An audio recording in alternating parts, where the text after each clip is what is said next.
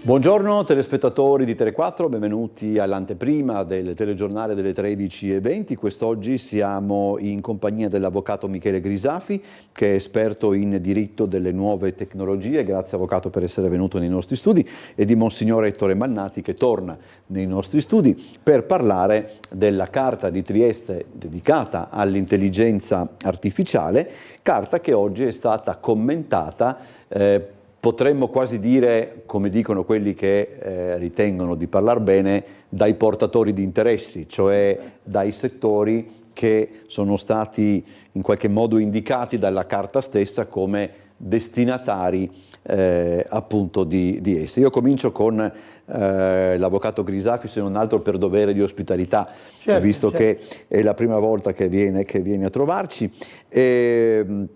In realtà le pongo una domanda che pongo spessissimo quando si parla di intelligenza artificiale, perché trovo che io ricordi poche cose delle quali si parlava indicandole come se fossero la via, la strada per il futuro, nel giro di un anno, pochi anni, sono state poi indicate invece come qualche cosa da cui doversi guardare. L'intelligenza artificiale è una di queste cose. Non si era capito subito ciò a cui avrebbe portato un uso, o a cui porterebbe un uso scriteriato dell'intelligenza artificiale? Diciamo che negli ultimi 2 anni l'intelligenza artificiale ha avuto uno sviluppo incredibile, quindi sono gli stessi processori che hanno aumentato le loro capacità. E quindi soprattutto con ChatGPT abbiamo avuto la prova provata delle capacità dell'intelligenza artificiale nel creare contenuti, predizioni, raccomandazioni, e questo fa paura chiaramente, e quindi ha sviluppato un'ulteriore evoluzione normativa che già da qualche anno aveva trovato alcune fondate basi, ma si è sviluppato proprio per la necessità di far fronte a questa novità così dirompente. Trieste è stata in questo anche all'avanguardia, no? Cioè ci si è posti abbastanza subito non solo il problema, ma anche il problema di cernevskeiana ascendenza, che fare. Molti dicono che sia Lenin deve problema che fare, in realtà è il titolo di un romanzo di Czerniejewski che Lenin ha utilizzato, però proprio che fare di questa intelligenza? Sì, dunque noi ci siamo trovati persone afferenti a più aree già da un anno, e abbiamo delineato un po' quello che è lo scenario che potrebbe avere l'intelligenza artificiale, i rischi, i vantaggi, eccetera. Ci siamo scambiati queste nostre, diciamo, riflessioni, e è sorto poi il desiderio di formulare, diciamo, un piccolo sentiero nel quale indicare quali possono essere, diciamo, le prerogative e anche, diciamo, le attenzioni da tenere presenti nei confronti dell'intelligenza artificiale. E quindi abbiamo cominciato a pensare, cioè, non dobbiamo mettere tanto dei paletti, ma dobbiamo trovare degli aspetti etici. Allora l'intelligenza artificiale come nasce? Possiamo vedere la storia dell'intelligenza artificiale nasce già nel 1950, ad esempio con i calcolatori, no? Con Turing, il quale fa questa sua dimensione dove prospetta e dice, ecco, che l'intelligenza, il cervello umano può avere anche dei supporti, e quindi può avere anche dei coadiuvanti in ciò. Poi certo l'intelligenza artificiale è andata avanti, eccetera. Colui che ha coniato la parola intelligenza artificiale è McCarthy, il quale così aveva un po' di problema con la parola intelligenza, ma comunque, ecco, l'ha pensata come uno strumento nei confronti dell'intelligenza. Noi ci siamo posti la problematica. Ecco, l'intelligenza artificiale è dunque uno strumento che, come ogni strumento, può essere usato bene o usato male. Però qual è la dimensione che potrebbe dare un orientamento allo strumento stesso? Sono gli algoritmi. Quindi la dimensione etica non tanto sull'azione, ma sulla progettualità. Ecco, quindi l'algoritmo è colui che accoglie un pensiero, non può pensare.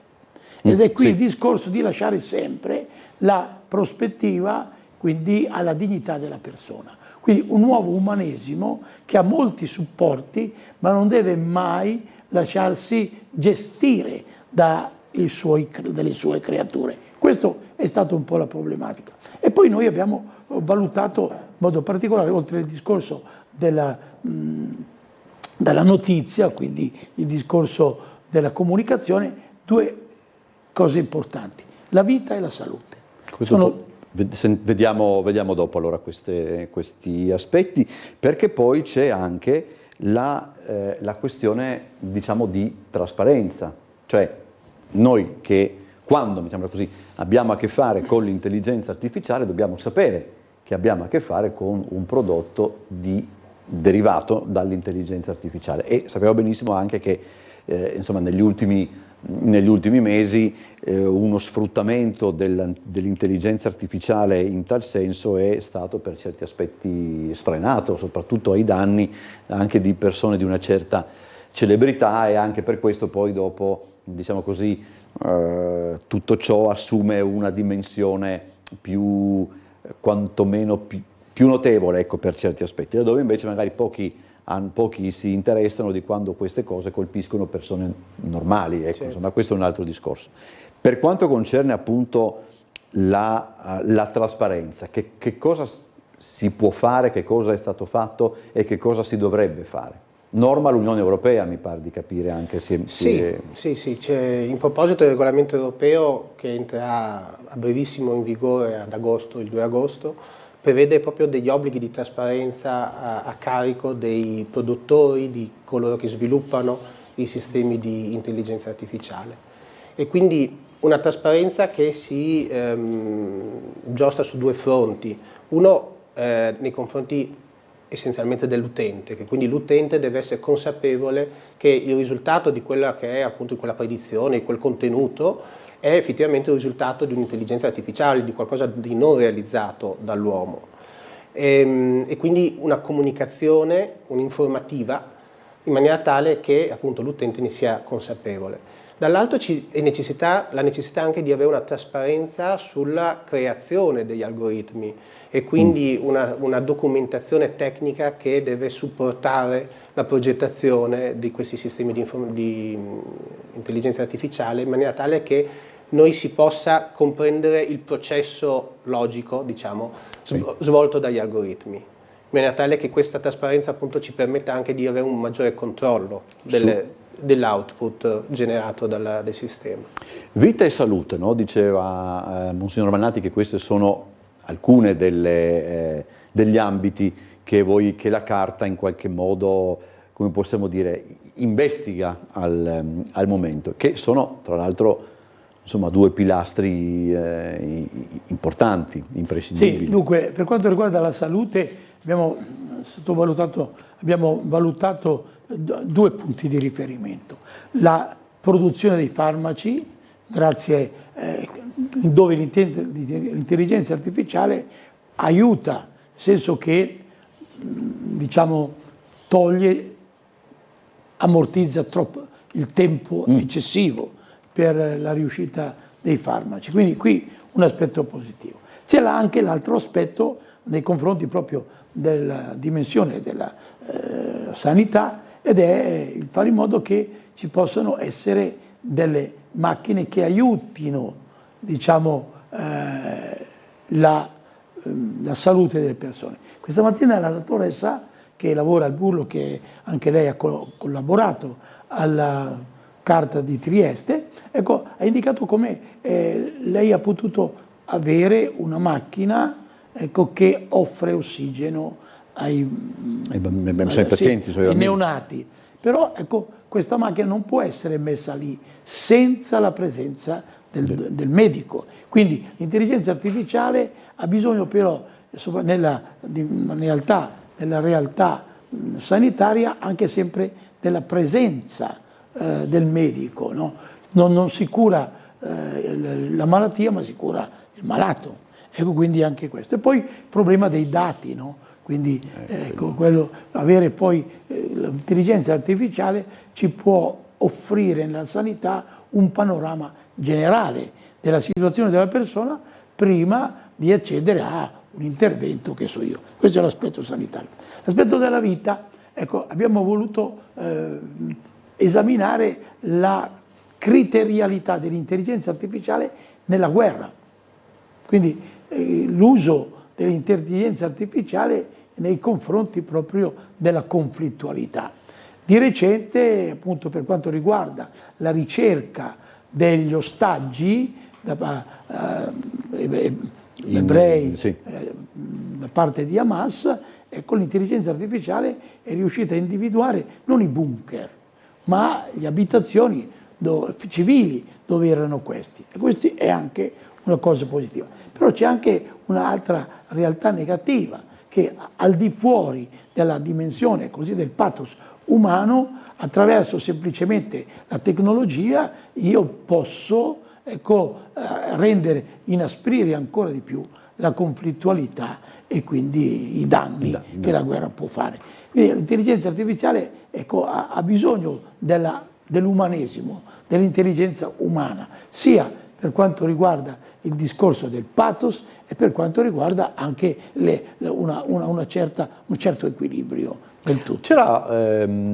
Questo è un po', sembra strano come riferimento, però c'era un film di Alberto Sordi del 1979, che all'epoca sembrò strano, si chiama Io e Caterina, si può anche trovare su YouTube, dove praticamente la storia, la riduco, lui acquistava un robot che assolveva tutte quante le funzioni necessarie in casa, lavava, stirava, eccetera, se non che questo robot di forma femminile cominciava ad assumere dei sentimenti nei confronti del padrone, fino alla scena finale, che è abbastanza cruda, dove praticamente si vede che il padrone è schiavo del robot. Un film, ripeto, che all'epoca fu considerato niente più che mediamente divertente, ma che, se lo vediamo adesso, era abbastanza profetico, come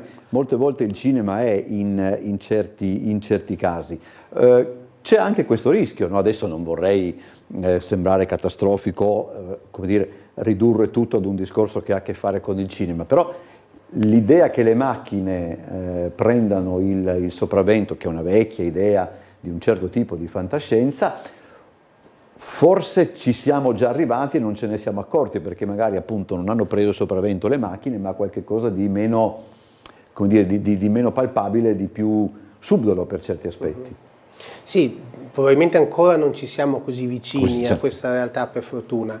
Certamente bisogna già oggi pensare a questa ipotesi ed andare a limitare quelle che sono le possibilità forse infinite dell'intelligenza artificiale, e quindi mettere sempre al centro l'uomo, in maniera tale che l'intelligenza artificiale non sia che sia solo uno strumento e la decisione finale spetti sempre all'uomo.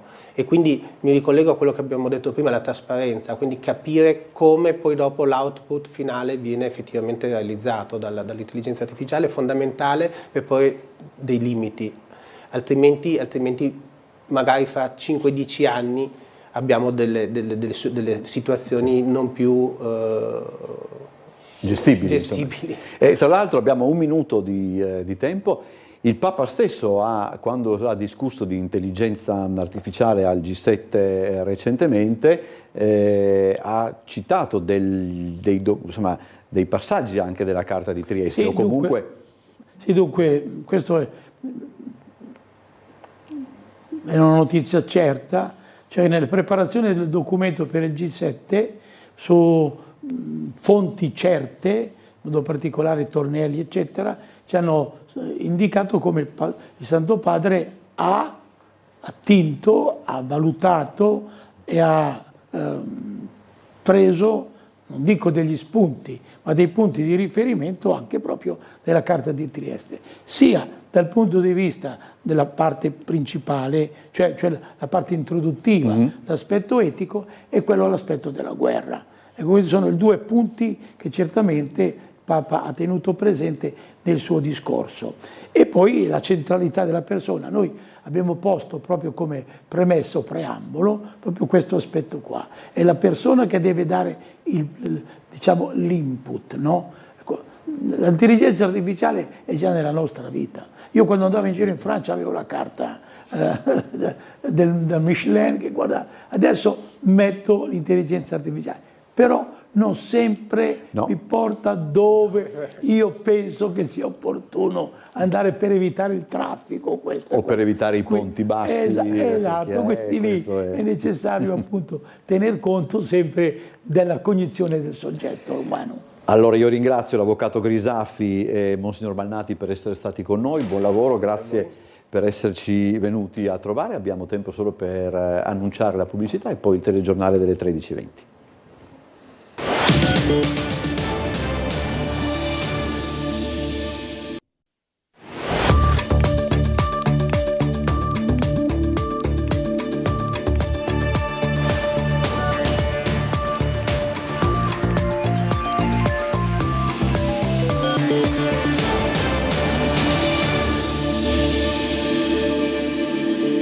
Telespettatori di Tele4, buongiorno, benvenuti a questa edizione del nostro telegiornale che si apre con la cronaca. Sgominata una gang cinese che gestiva un traffico di connazionali, i quali clandestinamente venivano fatti entrare in Italia attraverso i valichi confinari italo-sloveni. Poi i migranti cinesi venivano resi schiavi in vari laboratori e sartorie fra Milano, Prato e Venezia.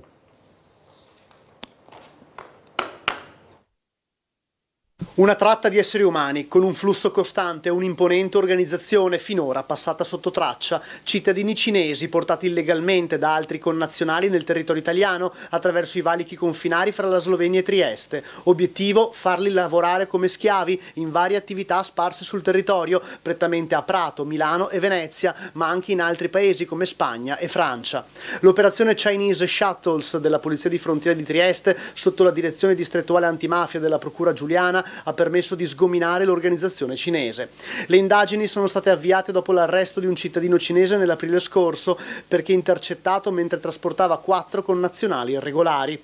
I successivi approfondimenti hanno permesso di constatare l'esistenza di un flusso continuo di clandestini che, a piccoli gruppi, venivano fatti arrivare in aereo ai confini esterni di paesi europei, prevalentemente in Serbia. Da lì venivano accompagnati in auto da connazionali e attraverso Bosnia, Croazia e Slovenia venivano condotti in Venezia Giulia. Da qui, nelle zone confinari di Mugge e Fernetti, i clandestini venivano presi in consegna da autisti cinesi e portati a un punto di smistamento, una vera e propria casa sicura a Cazzago di Pianiga, in provincia di Venezia, dove i clandestini a rotazione sostavano per qualche giorno per poi essere portati a Venezia, Prato e Milano.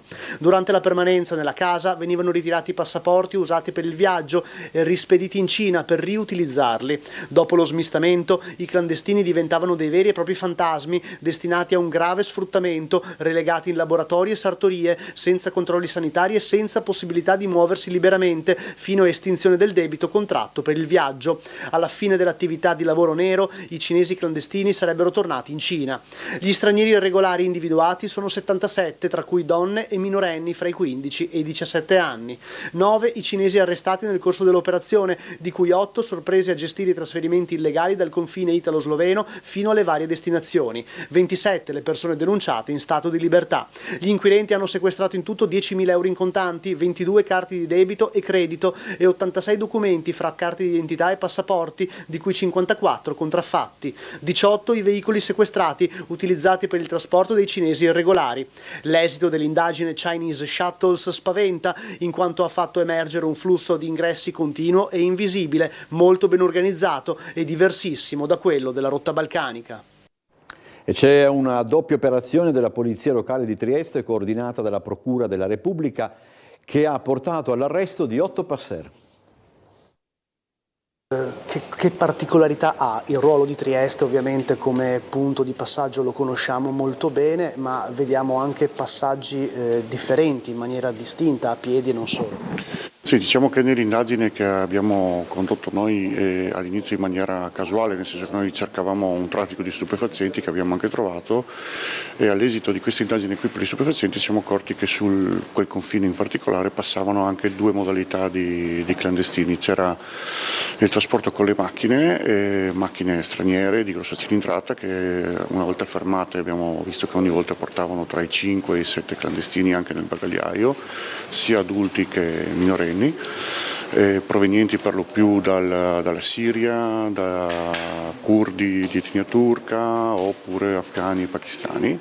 E qui l'organizzazione prevedeva una serie di autisti ucraini invece, che sono stati tutti arrestati. Gli arresti complessivamente sono 8, le macchine sono state sequestrate, e invece sullo stesso confine vi era un'altra organizzazione che gestiva diversamente il traffico, perché sono i cosiddetti camminanti, c'erano gruppi numerosi di soggetti che venivano guidati da una guida a piedi lungo i sentieri dalla Slovenia all'Italia.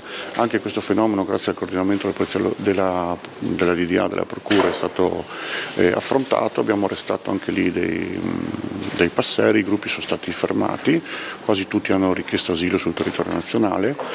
È una cosa nuova per la polizia locale, nel senso che appunto ci siamo entrati casualmente, di solito ci sono altre forze di polizia che si occupano di queste cose, e comunque la Procura ci ha affidato questa indagine, l'abbiamo portata a termine. Insomma. Tecnicamente gli arresti sono avvenuti sbarrando anche le strade per evitare inseguimenti, avete detto. A livello tecnico proprio come avete proceduto per gli arresti? Allora, la conformazione del sito ci ha suggerito di imbottigliare sostanzialmente il veicolo del passer quando arrivava, per evitare appunto inseguimento lungo i paesi del Carso, che delle volte succedono e sono pericolosi anche per la cittadinanza. Infatti li monitoravamo quando entravano dal confine sostanzialmente agricolo e imboccavano la ciclabile, si trovavano subito dietro un nostro veicolo borghese, poi uno davanti, due davanti, e a un certo punto venivano bloccati senza poter scappare. Insomma. Solo in un caso uno dei soggetti ha cercato di prendere un coltello, ma è stato subito neutralizzato. Insomma. Nessuno si è fatto male mai, né i migranti né il personale o i passeri. Insomma. Allora, questa mattina nella sede del Circolo della Stampa è stato presentato il rapporto sulla situazione e i bisogni delle persone migranti in arrivo a Trieste dalla rotta balcanica. Dai dati che emergono si evince che i flussi dalla rotta balcanica sono pressoché costanti negli ultimi 2 anni. Mancano però le strutture deputate alla prima accoglienza e un piano pubblico per la gestione degli arrivi.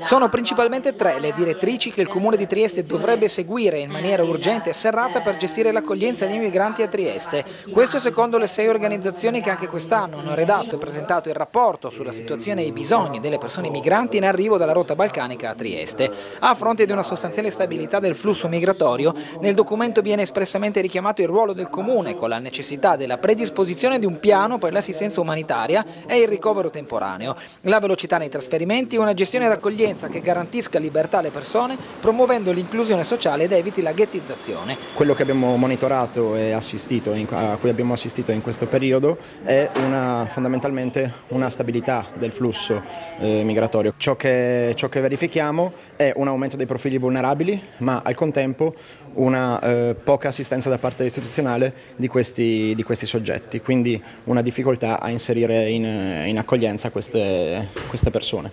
Questi i dati elaborati nel documento. Nel 2023 le persone incontrate nell'area della stazione che hanno ricevuto assistenza dalla rete delle associazioni sono state 16.052, nel 2022 erano 13.127. I mesi dove i flussi si fanno più intensi sono quelli estivi. La stragrande maggioranza delle persone proviene dall'Afghanistan, circa il 69% del totale. Nel 96% dei casi si tratta di uomini, nel 76% dei casi di adulti. 1 su 3 è considerato un profilo vulnerabile. Il presidente di CS Gianfranco Schiavone, nel commentare i numeri del report, è piuttosto severo nei confronti delle scelte dell'amministrazione pubblica. A Trieste sono ospitati circa 1200 persone, quasi la stragrande maggioranza sono richiedenti asilo, i rifugiati riconosciuti che vivono nelle strutture appunto di accoglienza sono poco più di un centinaio, ma non perché abbiamo pochi riconoscimenti, sia ben chiaro, ma al contrario, perché per mancanza di posti di accoglienza per i rifugiati siamo costretti a trasferire molti rifugiati fuori Trieste. Insomma, questa città veramente è suicida con se stessa, veramente. C'è una sorta di pulsione di morte, no? che sembra invadere questo territorio, questa volontà di non crescere, di non lasciarsi andare al piccolo piacere quotidiano, no? Il negozietto, la grande sceneggiata in Piazza Unità, eccetera, dietro la quale non c'è nessuna visione di futuro. La Guardia di Finanza ha celebrato oggi i 250 anni dalla fondazione. Alla cerimonia sul Colle di San Giusto è stato tracciato un bilancio del lavoro svolto nell'ultimo anno e mezzo.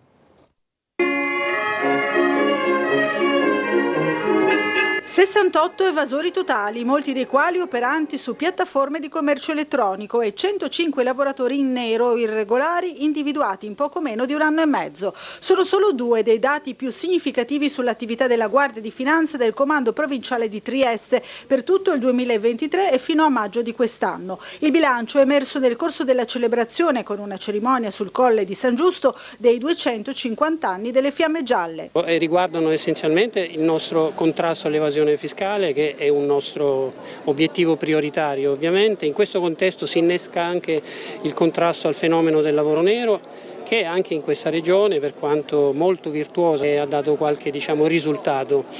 L'altro aspetto rilevante, che riguarda proprio la connotazione geografica di questo territorio, cioè il fatto di essere al centro di rotte commerciali importantissimi, è la nostra azione di contrasto ai traffici illeciti che facciamo alle frontiere, facciamo al porto, facciamo all'aeroporto, che ci ha dato la possibilità di individuare e intercettare grandi quantità di merci contraffatte, di sostanze stupefacenti, di oli minerali di contrabbando.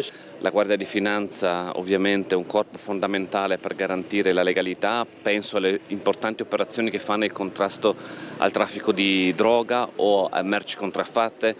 Questo vuol dire anche garantire sviluppo. Le attività di contrasto al contrabbando hanno portato a individuare 617 quintali di tabacchi e 740 kg di droga, scoperti 11 casi di evasione fiscale internazionale e frodi fiscali per un valore di 164 milioni di euro, illecite movimentazioni di valuta per 5 milioni e mezzo, senza contare l'attività delle Fiamme Gialle ai confini dopo la sospensione di Schengen. La Guardia di Finanza concorre con una consistente aliquota insieme ai Carabinieri e alla Polizia di Stato per garantire l'impermeabilità delle frontiere dall'ingresso di non solo clandestini o persone che non abbiano titolo a stare nel nostro territorio, ma soprattutto persone pericolose per la nostra sicurezza.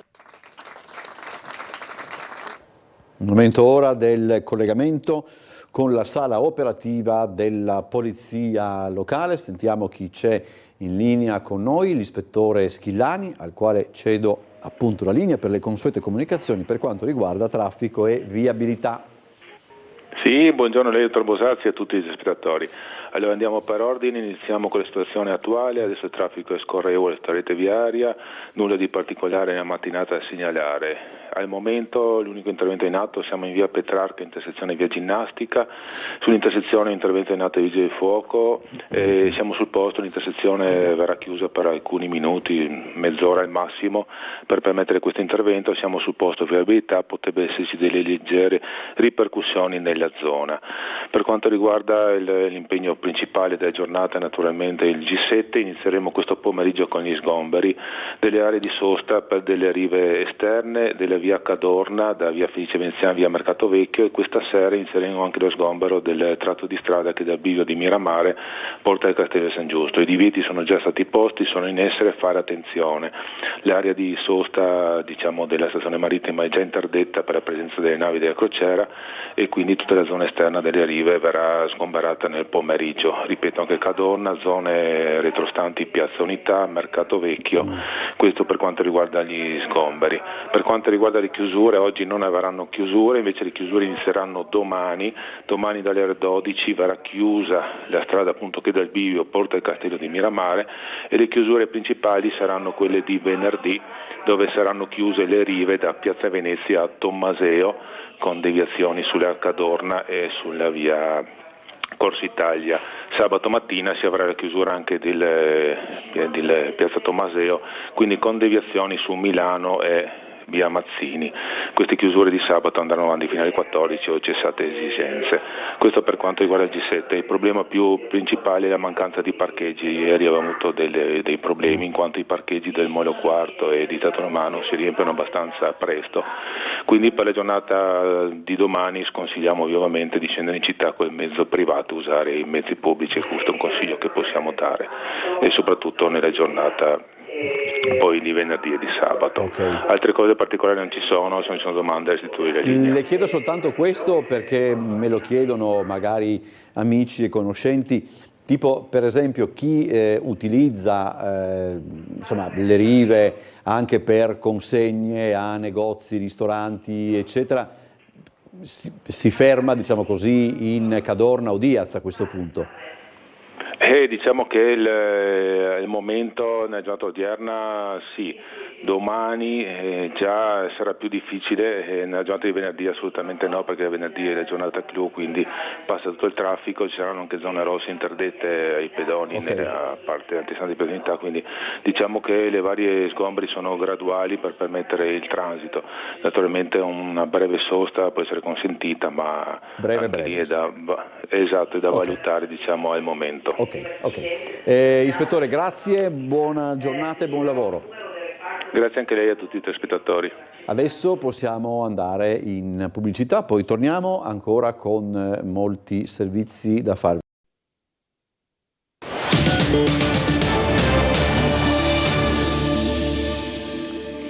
Rientriamo in studio, continua la battaglia di Martina Oppelli, malata di sclerosi multipla, e dell'associazione Coscioni per aver diritto al suicidio medicalmente assistito.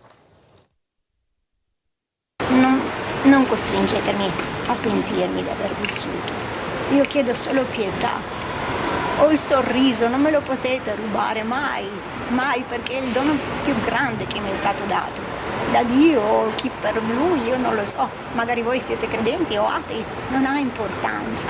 Questa è una scelta di amore verso la vita. Martina Oppelli, 49enne triestina affetta da sclerosi multipla, continua la sua battaglia per aver diritto al suicidio medicalmente assistito. I membri dell'associazione Luca Coscioni si sono riuniti oggi sotto il palazzo del Consiglio regionale in piazza Oberdan. Non sono una capricciosa e soprattutto non ho niente contro questa amministrazione, perché è la mia, e l'ho scelta anch'io e ho fiducia. Spero solo nel buon senso, perché ormai sono un'infinità di anni che lavoro per pagare, quindi vivo per pagare e pago l'assistenza, ma che mi permette di stare a casa, che mi schiaccia la pancia quando devo andare in bagno da una vita. Perdonatemi se questo non è un sostegno vitale. Chi mi gira la notte, chi mi dà da bere, chi mi dà da mangiare, chi mi dà i farmaci anche di notte. La richiesta di Martina e dell'associazione Coscioni è che la Regione Friuli Venezia Giulia adotti un pieno adempimento alla sentenza della Corte Costituzionale 242 del 2019.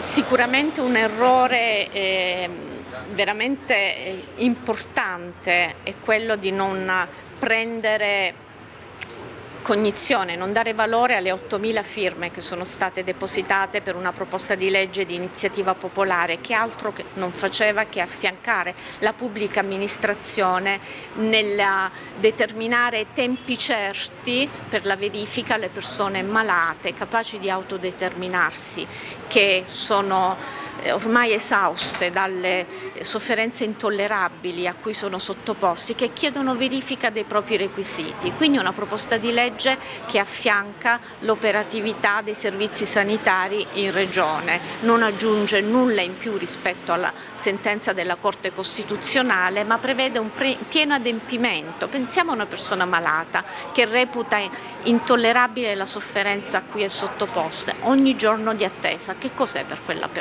quella persona? Bene, l'orientamento politico di questa Regione è voltarsi dall'altra parte.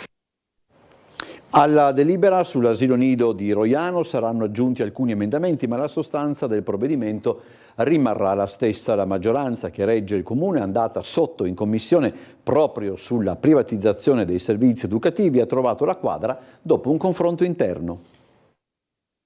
Diciamo che è stato un momento molto costruttivo e sereno tra le forze politiche di maggioranza. Abbiamo fatto il punto non solo su Roiano ma su altre questioni per andare avanti con sempre maggiore decisione e unità, che tra l'altro non si è mai discussa. Il capogruppo di Forza Italia in Comune descrive così il confronto di ieri all'interno della maggioranza dopo quanto accaduto in Commissione Quinta sulla delibera riguardante il nuovo asilo di Roiano e la concessione ai privati dei servizi educativi. Alcune assenze nel centrodestra, l'astensione della presidente leghista Manuela Declic e soprattutto il voto nettamente contrario della forzista Angela Brandi, già assessore proprio all'istruzione, avevano fatto gridare le opposizioni alla spaccatura in maggioranza. Ma dopo il confronto politico, che permetterà di aggiungere alcuni emendamenti alla delibera pur non snaturandola nella sostanza, così come richiesto dallo stesso sindaco Roberto Di Piazza, tra le file del centrodestra sembra tornato il sereno in vista della prossima discussione non solo sull'asilo di Roiano ma anche su altri piani strategici per la città. Su Roiano la delibera andrà avanti, ci saranno magari delle piccole modifiche, degli emendamenti un po' in qualche modo migliorativi, la sostanza rimarrà, ma di fatto c'è accordo di vedute tra le forze politiche anche sui grandi aspetti della città, su quelli che saranno le prossime appuntamenti, i prossimi consigli, che non posso già annunciarvi da subito, ma avranno argomenti molto importanti di qui a breve per veramente il futuro di questa nostra Trieste. Complessivamente la Regione ha stanziato un tesoretto di 49 milioni di euro a favore dell'edilizia popolare e delle ATER. Serviranno per l'acquisto di nuovi appartamenti e per le manutenzioni. Ammontano a 28 milioni di euro le risorse regionali stanziate per case ATER ed edilizia sociale nella prima bozza della manovra estiva approvata dall'esecutivo. Un tesoretto che, unito alle risorse già incluse nella legge di stabilità, porta a 49 milioni l'impegno della Regione per l'abitazione.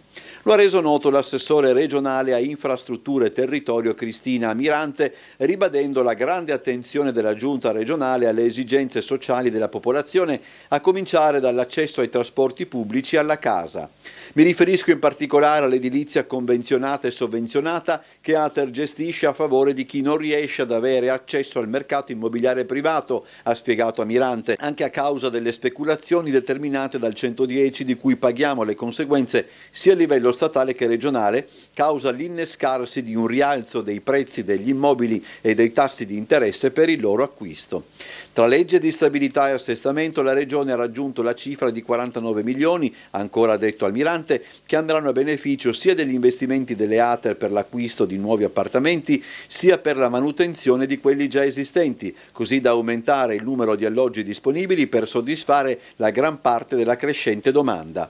Di queste risorse, 14 milioni, 6 in stabilità e 8 in assestamento, serviranno per coprire la mancata riscossione di canoni da parte di ATER a fronte di nuclei familiari che per diverse difficoltà non riescono a pagare i canoni seppure calmierati. Infine l'assessore ha voluto ricordare l'abbattimento dei costi dei trasporti pubblici per gli studenti del Friuli Venezia Giulia che possono beneficiare di agevolazioni sugli abbonamenti sia per il treno sia per il bus. Questa mattina, parlando del G7, si è svolta in Piazza Unità una manifestazione, contro il vertice, animata da Cobas Scuola e CGIL, secondo cui il G7 istruzione altro non sarebbe se non una vetrina che non affronterà i veri problemi. Ma vediamo il servizio di Bernardo Gullotta.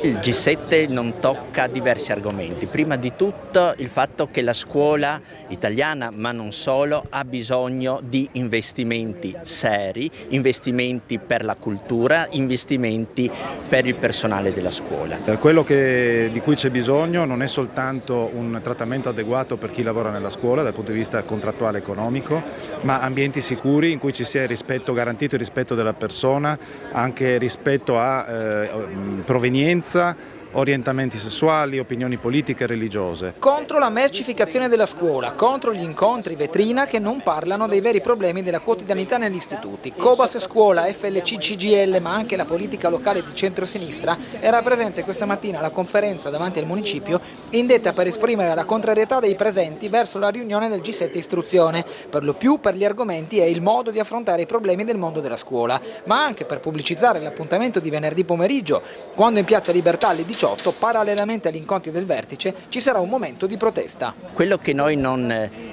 accettiamo del G7 Istruzione è il fatto che si veda nell'istruzione stessa qualcosa che si può comprare, che si può e si deve, secondo loro, adattare alle richieste delle aziende e del mercato. Gli ambienti della scuola sono, dal punto di vista edilizio, in grossissima difficoltà, perché gli interventi vengono fatti molto a rilento e spesso le scuole aspettano decenni prima di avere una sede adeguata. Noi siamo invece per una scuola libera, una scuola che educhi al pensiero critico e soprattutto che educhi alla libertà. Ecco, in questo caso il G7 si dimostra essere, come sappiamo, una vetrina per i potenti, ma in realtà non si occupa della vera scuola, della reale scuola e dei suoi bisogni. Chiudiamo questa edizione del nostro telegiornale con un servizio che riguarda le marionette di Podrecca, che hanno trovato una sorta di casa mobile, un carro di Tespi allestito dallo stabile del Friuli Venezia Giulia. Vediamo. Il progetto I Piccoli di Podrecca on the road, che il Teatro Stabile del Friuli Venezia Giulia ha realizzato grazie al sostegno della Regione, è stato applaudito in anteprima all'esterno del Politeama Rossetti dopo la conferenza stampa di presentazione della stagione nuova.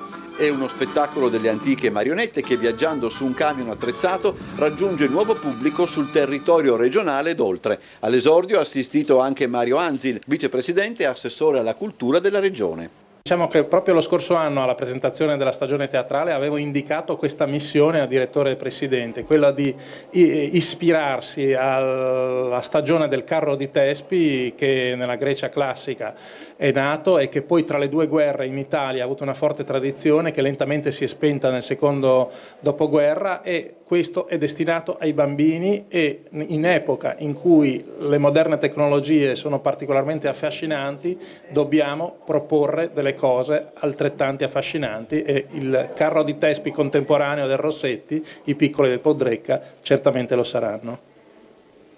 I Piccoli di Podrecca on the road coniuga la preziosità e la storia delle antiche marionette all'idea di un furgone attrezzato che trasporti lo spettacolo capillarmente sul territorio ed oltre, raggiungendo anche luoghi sprovvisti di un'adeguata sala teatrale.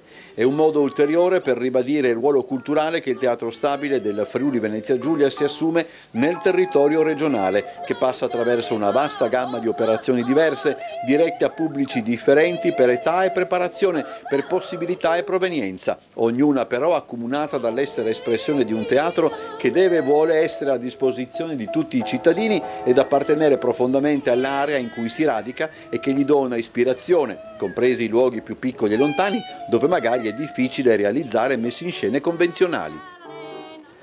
È tutto, se credete ci vediamo alle 18 per Trieste in diretta, 19:30 telegiornale. Arrivederci.